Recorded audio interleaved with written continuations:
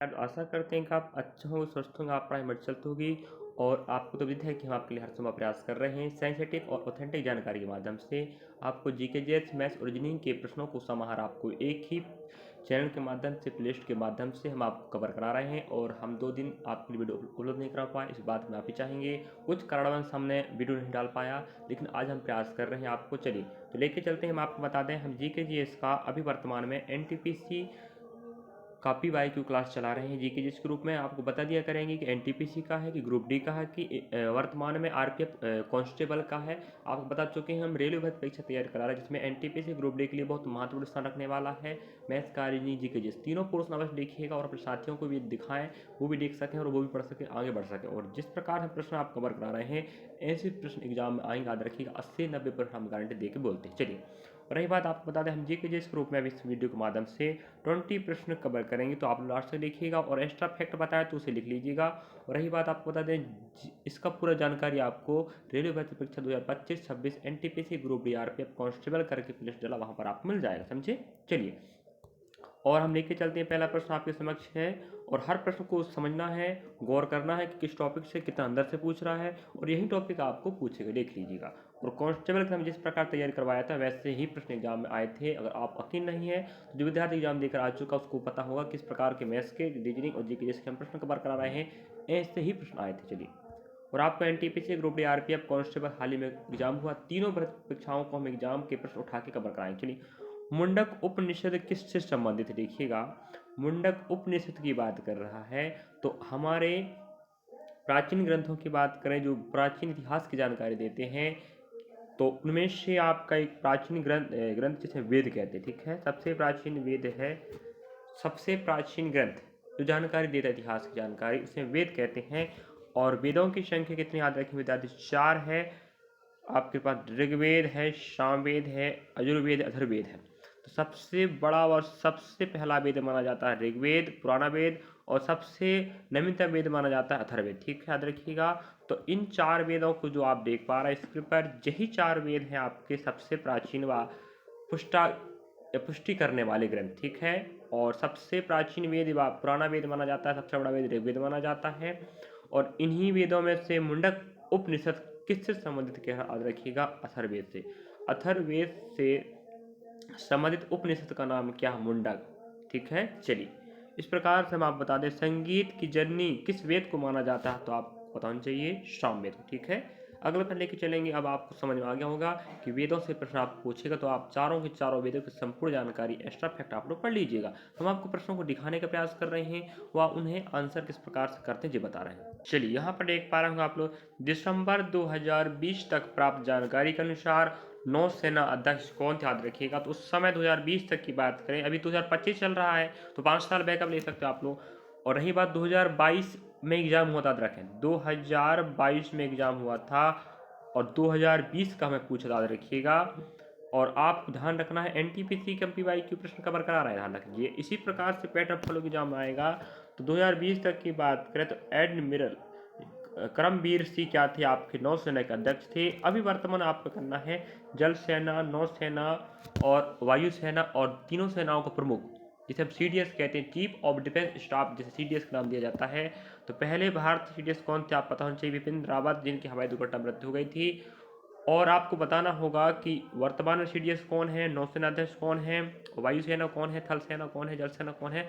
तीनों सेनाओं के बाद तीनों सेनाओं का प्रमुख कौन है वर्तमान, आप लोग पढ़ लीजिएगा, वरना आपको गड़बड़ होने वाला है, याद रखिए। यहाँ से प्रश्न बनता है, याद रखें, समझे? चलिए, इस प्रकार अगला प्रश्न देख पा रहे होंगे आप लोग, प्रोग्रामेबल रीड ओनली मेमोरी का संक्षिप्त रूप से याद रखें। तो आप लोग अगर कंप्यूटर के क्लास लेते होंगे या पढ़ाई करते होंगे कंप्यूटर का, क्योंकि आप पता है इतिहास, भूगोल, राजनीति, अर्थशास्त्र, कंप्यूटर, खेल प्रदर्शन, समसामयिक घटनाएं, सूचना प्रौद्योगिकी, समस्त साइंस, इस प्रकार के समस्त विषय के प्रश्न आप एग्जाम आने वाले हैं। तो आप लोगों को टॉपिक पकड़ना है कि मेमोरी से प्रश्न पूछ रहा है कंप्यूटर में, कि इनपुट आउटपुट डिवाइस प्रश्न पूछ रहा है, या किस प्रकार के प्रश्न पूछा रखें। मेमोरी का प्रश्न हमें कम से कम 3-4 बार मिल चुका, अभी तक कह सकते हैं, समझे। और इनपुट आउटपुट डिवाइस का भी प्रश्न मिल चुका है। तो इसका संक्षिप्त रूप की बात कर रहा है, तो याद रखें PROM, ठीक है। PROM इसका क्या होता है? संक्षिप्त रूप होता है P से प्रोग्रामेबल, R से रीड, O से ओनली, M से मेमोरी। तो आप पता होगा मेमोरी का एक प्रकार होता है जो होता है एक दो प्रकार की मेमोरी होती है, याद रखें, स्थायी एक अस्थायी। उसी में से एक मेमोरी कौन है? PROM, जिसका पूरा नाम क्या है? Programmable read only memory. कई बार हो सकता है आपको PROM दे दे जिसका पूर्ण रूप बताओ कह रहे हैं। अभी आपको पूर्ण रूप दे के रखा, संक्षिप्त पूछ रहा है तो कुछ भी पूछ सकता है, ध्यान रखें। जितने भी मेमोरी याद रखें प्रश्न अवश्य पढ़ लीजिएगा। इसके पहले में एक प्रश्न आया था फ्लॉपी डिस्क, जिसका भंडारण क्षमता कितना था? हमने बोले 1.44 GB। याद है कि नहीं बताइएगा। चलिए, इस प्रकार से कंप्यूटर प्रश्न आप प्रश्न पूछा है। अगला प्रश्न आपके समय के इतिहास का, अलाउद्दीन खिलजी के शासनकाल में राज द्वारा निम्नलिखित में से किस प्रकार का कर नहीं लगाया गया था? याद रखें। तो आपको पता होगा नवाब अलाउद्दीन खिलजी की बात हो रही, ध्यान रखें, ठीक है। अलाउद्दीन खिलजी बंगाल के नवाब हुआ करते थे, उनकी समय की बात हो रही है कि तो बोल रहा किस प्रकार का कर नहीं लगाया गया था या किस में कर नहीं लगाया गया था? कृषि पर कर था, आवास पर कर था, मवेशियों पर कर था, लेकिन लघु उद्योगों पर कर नहीं था। यही बात कर रहा है हमें प्रश्न के रूप में। तो आप लोग इतिहास में प्रश्नों पे फोकस कीजिएगा, किस प्रकार का टॉपिक या किस राजवंश या किस नवाब या किस क्षेत्र के अधिकांश प्रश्न बन रहे हैं। हम आपको प्रश्न दिखाने का काम कर रहे हैं और उनका आंसर बता रहे हैं, समझे। चलिए, आपकी जिम्मेदारी बनती है कि आप लोग उस पढ़ने वाले बच्चे हो, समझदार बच्चे हो, टॉपिक को पकड़ें और एक्स्ट्रा फैक्ट के रूप में आप लोग अलग से भी पढ़ सकते हो, पढ़ना ही पड़ेगा। अगला प्रश्न आप देखिएगा, IAEA का मुख्य कार्य क्या है? ध्यान रखें, इसका ऑप्शन नंबर सेकंड राइट होगा। यह विश्व भर में नाभिकीय ऊर्जा के शांतिपूर्ण उपयोग को बढ़ावा देता है। तो मैं पहले ही बता चुका हूँ आपको, अंतर्राष्ट्रीय स्तर के संगठन, उनका मुख्यालय, उनकी राजधानी और स्थापना कब हुआ, वर्तमान महानिदेशक कौन है और उनके कार्य क्या है। जे प्रकार का प्रश्न आपको मिलेगा और आएगा, याद रखिएगा, लिख के रखो भाई। तो वही तो आप इंगित करवा रहे हैं। आरपीएफ कांस्टेबल में इस प्रकार के प्रश्न भी कवर हुआ था और आप ग्रुप डी एनटीपीसी एग्जाम हाल ही में देना पता है और एनटीपीसी का जल्द एग्जाम हो सकता है, लेकिन ग्रुप डी का नहीं हो सकता क्योंकि ITI वाले बच्चों ने पिटीशन दायर कर दिया है जिसकी सुनवाई 26 मई को होना है। तो अभी अप्रैल चल रहा है, 26 मई को होगा। समझ जाओ कि जी सुनवाई बढ़ती रहेगी और पेपर एग्जाम डेट कब होगा ये नहीं कह सकते, समझे। चलिए, इस प्रकार से आपको पता होना चाहिए IAEA का मुख्य कार्य क्या होता है। नाभिकीय ऊर्जा का उपयोग आप करिए, लेकिन इसका शांतिपूर्ण उपयोग को बढ़ावा देने पर फोकस करता है। यह अंतर्राष्ट्रीय स्तर का प्रश्न होगा, तो हर शिफ्ट में आपको इस प्रकार मिलेगा। अगला प्रश्न आपके समक्ष है, सरकार की वह प्रणाली जिसमें शक्ति को एक केंद्रीय प्राधिकरण और देश के विभिन्न संवैधानिक इकाइयों के बीच विभाजित किया जाता है, क्या कहलाता है? याद रखें, संघवाद। तो हमारे भारत में संघवाद है, हाँ है, संघवाद भी याद रखें। तो सरकार की वह प्रणाली की बात कर रहा है जिसमें शक्तियों को केंद्र प्राधिकरण और देश के विभिन्न संवैधानिक इकाइयों के रूप में विभाजित किया जाता है और पूरे देश में या केंद्र में शासन किया जाता है, उसे हम बोलते हैं संघवाद। इस प्रकार से संविधान का प्रश्न रहा, आपको संघवाद का परिभाषा है, समझे। अगला प्रश्न आपके समक्ष है, स्वतंत्रता मेरा जन्मसिद्ध अधिकार है और मैं इसे लेकर रहूंगा, यह नारा किसने दिया था?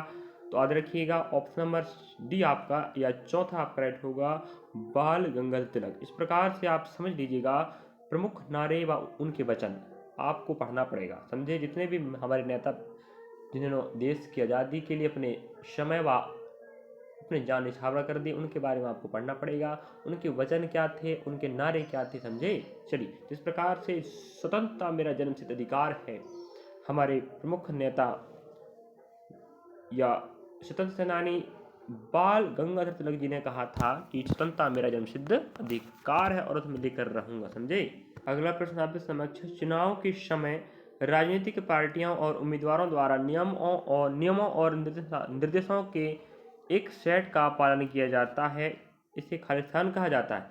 आचार संहिता, ध्यान रखें, अगर आप पता होगा, जब भी कोई भी चुनाव होता है, वो चाहे वो छोटे स्तर का क्यों ना हो चाहे बड़े स्तर का क्यों ना हो, आचार संहिता लागू किया जाता है। इसमें क्या होता है, एक चुनाव आयोग क्या करता है, एक विशेष नियम कानून निर्धारित करता है जिसके तहत ही हम उन नियमों को पालन करके अपने पार्टी व अपने उम्मीदवारों को छूट दिया जाता है कि वह अपने अपने पार्टियों का प्रचार करें व लोगों से मुलाकात करें व अपने पक्ष में बहुमत प्राप्त कर सकें।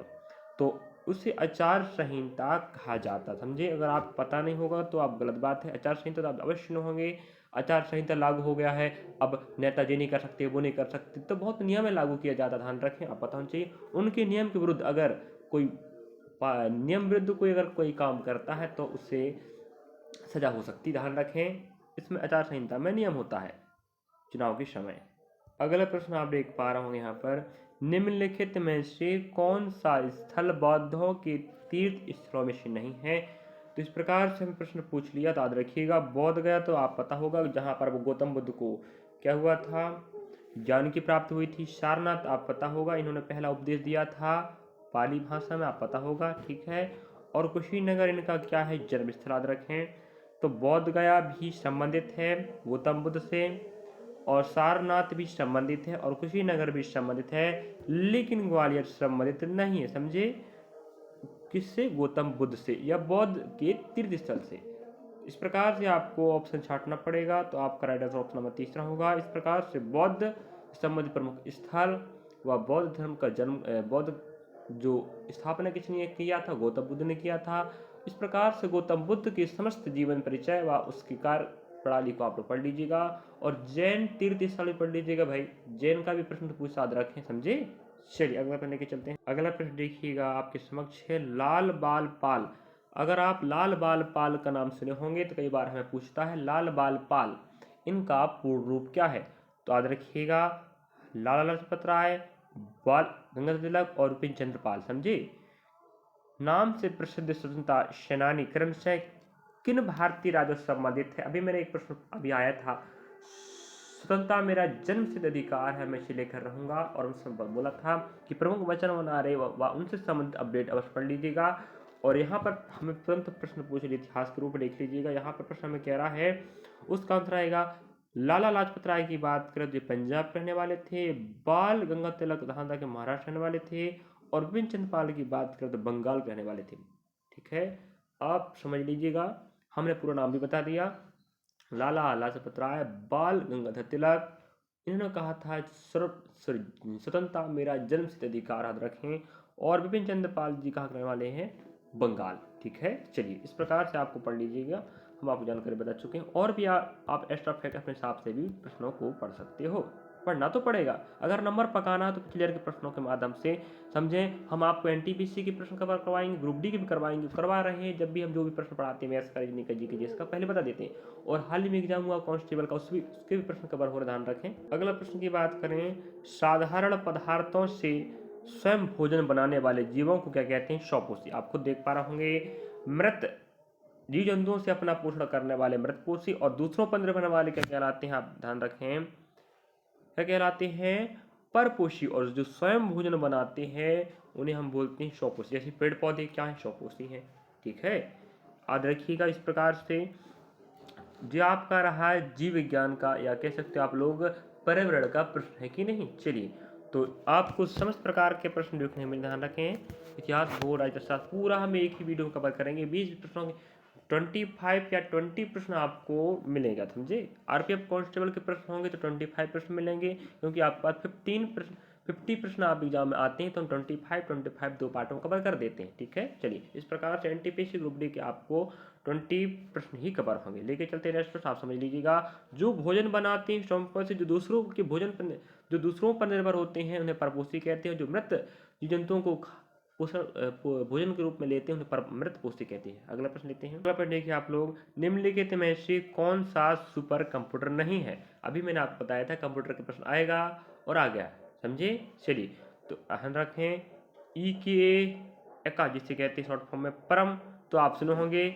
और क्रे 3, ऑप्शन नंबर पहला, एका और परम और क्रे सबके सब सुपर कंप्यूटर हैं, लेकिन PDA सुपर कंप्यूटर नहीं है। इस प्रकार से आपको सुपर कंप्यूटर और नॉन सुपर कंप्यूटर और उससे संबंधित अपडेट, जैसे अभी एक प्रश्न आया था आपको, PROM आया था, प्रोग्रामेबल रीड ओनली मेमोरी ना आया था। तो इस प्रकार से आपको प्रश्नों को माध्यम समझना है। चलिए लेके चलते हैं, PDA सुपर कंप्यूटर नहीं है। और कंप्यूटर जनक किसे कहा जाता है, आप लोग अवश्य कमेंट कीजिएगा। हम आपको देखना चाहते हैं कि आप पढ़ते हो नहीं पढ़ते हो। हम आपको प्रश्न दिखा रहे हैं, इंगित करा रहे हैं मेरे विद्यार्थियों, किस प्रकार प्रश्न आते हैं। आपको टॉपिक उठा के पढ़ना है, ध्यान रखें, समझे। अगर आप इतना पढ़ लेते हो ना, जो प्रश्न दिखा रहा है उसी टॉपिक का या उसी प्रश्न को ऐड करके आप एक्स्ट्रा फैक्ट देखिएगा, क्यों नहीं बनेगा पेपर में प्रश्न। मैथ और रीजनिंग का तो हम बिल्कुल शानदार तरीके से व्याख्या से समझाते हैं। जीके जीएस का हम आपको सिर्फ प्रश्न दिखा रहे हैं और थोड़ा थोड़ा जानकारी ऐड बता देते हैं, बाकी नहीं, एक्स्ट्रा फैक्ट ज़्यादा नहीं बताते हैं। आपकी मर्जी है, अगर आप चाहते हैं तो कमेंट कीजिएगा, वरना हम आपको प्रश्न दिखा ही रहे हैं। अगला प्रश्न आपके समक्ष है, निम्नलिखित में से कौन सा एक जीवाणु जीवाणु जनित रोग है? ध्यान रखें, जीवाणु जनित ना समझे, जीवाणु के कारण होने वाला रोग को जीवाणु जनित कहते हैं, जिसे हम बैक्टीरिया से उत्पन्न कह सकते हैं, और एक होता है मतलब अलग प्रोटोजोआ से उत्पन्न जीवाणु रोग, जीवाणु से उत्पन्न रोग, वायरस से उत्पन्न रोग, बैक्टीरिया से। इस प्रकार से वायरस, बैक्टीरिया और आपका प्रोटोजोआ अनेक प्रकार के रोगाणु उत्पन्न करने वाले जीव होते हैं। तो ध्यान रखें, जीवाणु जैसे बैक्टीरिया से उत्पन्न रोग है क्या, याद रखें तो टिपिथीरिया। टिपिथीरिया क्या है, याद रखें यह जीवाणु के कारण उत्पन्न होने वाला रोग है। हम आप बता चुके हैं, जीवाणु और विषाणु और प्रोटोजोआ, इस प्रकार से अलग अलग से उत्पन्न होने वाले रोग आपको पढ़ना पड़ेगा। ये बहुत महत्वपूर्ण टॉपिक है, इसका एग्जाम में अनेकों को बार प्रश्न आता है और आता रहेगा कि किससे कौन सा रोग उत्पन्न होता है और कौन किससे होने वाला रोग है। अगला प्रश्न देखिएगा, संस्कृत भाषा किस भाषा परिवार से संबंधित है? याद रखिए, संस्कृत आप पता होगा, यह भारतीय यूरोपीय परिवार से संबंधित है। अगर आप इतिहास पढ़े होंगे, हमारा हिंदी पढ़े होंगे तो आप पता ही होगा इसकी, वहाँ पर आप समस्त भाषाओं के बारे में कुछ जानकारी पढ़ लोगे। और संस्कृत भाषा की बात करें, यह भारतीय यूरोपीय भाषा परिवार का सदस्य है। अगला प्रश्न आपको बता दिया, देखिए, सुप्रसिद्ध काव्य नाटक सुप्रसिद्ध काव्य मेघदूत इनमें से किसकी कृति है? हम पहले बता चुके हैं कि लेखक व संबंधित पुस्तक का प्रश्न आपको आएगा मतलब आएगा। आपको 20 प्रश्नों के माध्यम समझना है कि टॉप पैटर्न क्या फॉलो कर रहा है, देश का पूछ रहा है, अंतरराष्ट्रीय स्तर का प्रश्न पूछ रहा है, क्या समझौते प्रश्न पूछ रहा है, क्या प्रश्न पूछ रहा है, आपको सिखाने का काम हम कर रहे हैं। और आप मेरे विद्यार्थियों, अगर आप समझते हो और समझने का कष्ट कीजिएगा तो सुप्रसिद्ध काव्य मेघदूत याद रखें, यह कालिदास की रचना है। और इसकी और भी रचनाएं हैं, अभिज्ञान शकुंतलम, विप्रोवर्षियस, मेघदूतम, कुमार संभव। क्या आपको पता है? हम इतने नाम बता चुके हैं और आप नाम खोज के हमें कमेंट कीजिएगा। तो इस प्रकार से आपको हमें पहले प्रश्न पूछा था, प्रेमचंद की पुस्तक के बारे में पूछा, याद रखें अगर आपको पता होगा। और अभी हम आपको पूछ लिए कालिदास, तो कालिदास का प्रसिद्ध काव्य का नाम क्या है? मेघदूतम है। और मेघदूतम सभी पुस्तकों के बारे में थोड़ा थोड़ा एक्स्ट्रा फैक्ट भी पढ़ लीजिएगा। मेघदूतम हो गया, विप्रोवर्षित हो गया, रघुवंशम हो गया, अभिज्ञान शकुंतलम हो गया। तो किस प्रकार से किस चीज का उल्लेख है इन पुस्तकों में, काव्य नाटकों में, आपको पढ़ना पड़ेगा क्योंकि प्रश्न पूछता है, समझे। चलिए, प्रश्न आपके समक्ष है, निम्नलिखित में से कौन सी एक रोजगार सृजन योजना नहीं है? जैसे आपको पता होनी चाहिए। चलिए, यहाँ पर आप देख पा रहे होंगे, यहाँ पर हमें कह रहा है कि कौन सी योजना रोजगार सृजन करने वाली नहीं है। ऐसी योजना जो रोजगार प्रदान करती है उसे हम बोलते हैं रोजगार सृजन योजना। और नहीं की बात कर रहा है, ऑप्शन नंबर पहला देख पा रहे हो आप लोग, स्वर्ण जयंती ग्राम स्वरोजगार योजना। नाम से ही लग रहा है कि भाई रोजगार देगा, इसमें क्या दिक्कत। नेक्स्ट है, सेकंड आपका देख लीजिएगा, प्रधानमंत्री जन धन योजना। ध्यान रखें, इस प्रकार का ये तो आपका खाता खोलने वाली योजना, ध्यान रखें आप पता ही होगा। स्वर्ण जयंती शहरी रोजगार योजना, रोजगार से हम समझ पा रहे हैं कि रोजगार योजना है। हमें कह रहा कौन सी रोजगार योजना नहीं है, तो बाकी ऑप्शन पहला में रोजगार जुड़ा है तो मतलब होगा भाई। थर्ड वाला देखी गया है और चौथा भी है लेकिन दूसरा ऑप्शन नहीं है। इस प्रकार से आप समझ लीजिएगा, योजनाओं से संबंधित प्रश्न आपको देखने को मिलेगा। और आरपीएफ कांस्टेबल में हाल ही में एग्जाम हुआ है, उसका पैटर्न भी जो हम प्रश्न कवर करा रहे हैं, यही पैटर्न का प्रश्न आए थे, यही टॉपिक के प्रश्न ध्यान रखें। और थोड़ा बहुत बदलाव होगा तो याद रखिएगा, वो हम आपको दिखाते रहेंगे। चलिए, तो आपको सभी तीनों को हम एक साथ एक के बाद एक वीडियो कवर करके दिखाते रहेंगे। और आपको पहले वीडियो में बता दिया करेंगे कि किस चीज़ का पोर्शन चल रहा है, मैथ्स का, रीजनिंग का, जीके जीएस का, किस चीज़ का है, एनटीपीसी का, की ग्रुप डी का, की आरपीएफ कांस्टेबल का, समझे। अगला प्रश्न आप देख पा रहे होंगे, दंत क्षय का अर्थ क्या है? दंत क्षय मीन्स होता है खराब होना, नष्ट होना। तो आप देख पा रहे होंगे दंत क्षय, दंत मीन्स होता दांत, क्षय मीन्स होता है खराब होना। तो आप देख पा रहे होंगे इसका अर्थ होता है दांतों का सड़ना, ठीक है। अब देखिए, दांतों का साफ होना कैसे हो सकता है भाई? दांतों का सूजन ना हो सकता है। दांतों में भोजन की कणों का चिपक जाना बिल्कुल गलत बात है। आप देख पा रहे होंगे दंत क्षय हम बता चुके हैं, दांतों का खराब होना मतलब दांतों का सड़ना, ये आपका राइट आंसर होगा। इस प्रकार से हमें थोड़ा सा कुछ सिंपल प्रश्न पूछ सकता है, कुछ हार्ड प्रश्न भी पूछ सकता है। अगला प्रश्न आप देख पा रहे होंगे, उस पुनरावृत्ति परावर्तन को क्या कहा जाता है जिसके कारण ध्वनि की निरंतरता का आभास होता है? तो याद रखें प्रतिध्वनि। इसका मतलब क्या होता है, जब आप कई बार सुने होंगे पहाड़ों पर जाते हैं तो कई लोग आवाज़ देते हैं, तो ध्वनि जो आवाज़ दिया जाता है वो वापस आता है, उसे क्या बोलते हैं? प्रतिध्वनि। ठीक है, तो वही उस पुनरावर्ती मतलब होता है परावर्तन को क्या कहा जाता है? जिस ध्वनि की या ध्वनि आपको वापस सुनाई देती है और बार बार सुनाई देती, ध्यान रखें। अगर आप आवाज़ दिए, ध्वनि आएगी, 2 बार आएगी, 3 बार आएगी, पुनरावृत्ति होती है, उसे हम बोलते हैं प्रतिध्वनि। समझे? चलिए, इस प्रकार जो साइंस का प्रश्न रहा, और आप एक साइंस के विद्यार्थी तो आपको पता ही होगा कि इस प्रकार का प्रश्न हम पढ़ते हैं। अगला प्रश्न देखिए आप लोग, मैत्री और दक्षिण गंगोत्री नामक अनुसंधान केंद्र कहाँ पर स्थित हैं? इस प्रकार से हमें इसके पहले ही प्रश्न इस प्रकार का पूछा जा चुका है, याद रखिएगा, अंटार्कटिक। तो मैत्री और दक्षिण गंगोत्री नामक अनुसंधान जो भारत सरकार या भारतीय का एक अनुसंधान, याद रखें, तो मैत्री और दक्षिण गंगोत्री नामक अनुसंधान अंटार्कटिका में स्थित है। समझे? जिसे हम दक्षिण ध्रुव भी कहते हैं, कि दक्षिण ध्रुव में स्थित अनुसंधान केंद्र का नाम क्या है? मैत्री और दक्षिण गंगोत्री, जो आपका अंटार्कटिका में स्थित है। बहुत शानदार प्रश्न, याद रखें। अगला प्रश्न आप इस समय देखिए आप लोग, 2018 में किस संगीतकार को पद्म विभूषण पुरस्कार से सम्मानित किया गया था, जिनका जनवरी 2021 में देहावसान हो गया? इसका मतलब होता है उनकी मृत्यु हो गई। इस प्रकार से आपको ध्यान रखना है कि पद्म भारत रत्न पुरस्कार किन्हें मिला है वर्तमान में, और पहला व्यक्ति कौन है? पद्म विभूषण, पद्म भूषण, पद्मश्री। आप पता होना चाहिए क्रम से, भारत रत्न भारत का सबसे बड़ा पुरस्कार है, फिर पद्म विभूषण है, फिर पद्म भूषण है, पर पद्मश्री है। इस प्रकार से चारों पुरस्कार को आपको पढ़ना पड़ेगा, जिससे कि एग्जाम में आएगा ही, याद रखें। इस प्रकार का प्रश्न आप जरूर आएगा, पुरस्कार का प्रश्न आता ही आता है। समझे? इस प्रकार से आपको आंसर पता होनी चाहिए। गुलाम मुस्तफा खान 2018 में संगीत के क्षेत्र में पद्म विभूषण पुरस्कार मिला, और 2021 में इनका देहावसान मतलब मृत्यु हो गया। ऐसा प्रश्न आपको पूछ लिया है। प्रश्न आप देख पा रहे होंगे, घेंगा का विकार या रोग किसकी कमी के कारण होता है? आपका आंसर होना चाहिए आयोडीन।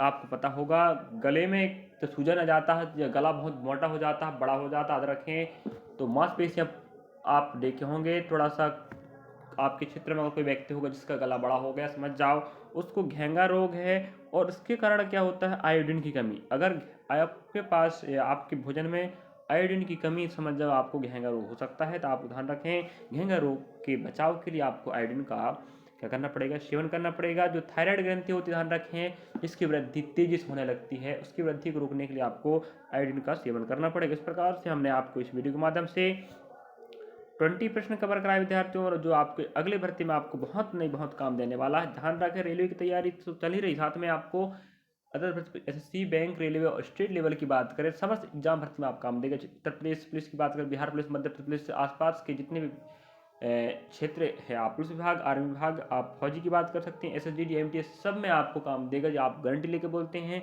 ऐसे प्रश्न एग्जाम में आते हैं, लेकिन जो पैटर्न होता है थोड़ा सा अलग होता है, याद रखें। बाकी जो अभी तैयारी करा रहे हैं, आप पता है रेलवे की तैयारी, तो रेलवे का जो पैटर्न है वो आपको रेलवे में सेम मिलेगा। मैथ्स का, रीजनिंग का, जीके जैसे का बिल्कुल सेम पैटर्न है, थोड़े थोड़े प्रश्नों में बदलाव होते हैं। एनटीपीसी ग्रुप डी का एग्जाम तैयारी कर रहे हैं, जुड़िए हमारे साथ। और ऐसे विद्यार्थी पर जानकर शेयर कर, जो विद्यार्थी पढ़ना चाहता है, आर्थिक रूप से कमजोर है, उसके लिए शानदार प्रयास करें। और विद्यार्थियों को अच्छा लगे वीडियो तो लाइक करें, सब्सक्राइब करें, कमेंट करें, हौसला बस बढ़ाते रहें, जिससे हमारा हौसला बढ़ता रहे और आपके बेहतर से बेहतर काम करते रहेंगे। और मैं हर समय आपके लिए काम करूंगा। ऑफलाइन क्लास संचालित होती है, मैं ध्यान रखें, दोनों क्लास में आपको अपडेट करता रहूंगा और पढ़ाता रहूंगा। मिलेंगे नेक्स्ट पार्ट में। धन्यवाद आपका, अपने में देखा और पढ़िएगा, बिल्कुल सही, सटीक, ऑथेंटिक जानकारी है।